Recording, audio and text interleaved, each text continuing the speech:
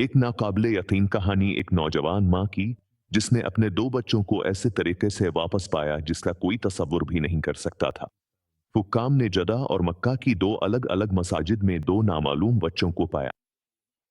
चूंकि यतीम खानों में बच्चों की तादाद बढ़ती जा रही थी, उनमें से एक बच्चे को उसके दादा के घर मुंतकिल कर दिया गया, जहां एक माहिर ने इस बच्चे और घर में मौजूद एक और बच्चे के दरमियान हैरत अंगेज मुशाबहत महसूस की।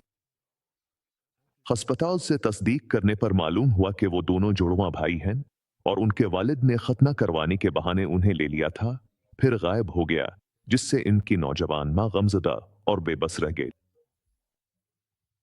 चुनांचे माँ ने अल्लाह की तरफ रुजू किया और दुआ में बार बार कहा कि मूसा को उसकी माँ से मिलाने वाले मुझे भी मेरे बच्चों से मिला दे। यहाँ तक कि अल्लाह ने इसकी फरियाद सुन ली और उसके दोनों बच्चे इसे वापस मिल गए। एक ऐसा मंजर जिसने सबको राला दिया। दुआ एक ऐसा दरवाजा है जो कभी बंद नहीं होता और अल्लाह ताला पर भरोसा मुजिज़े ले आता है। जो भी किसी चीज को अल्लाह के सुपुर्द कर देता है, सबसे ज्यादा रहम करने वाला अपनी हिफाजत में इसे रखता है।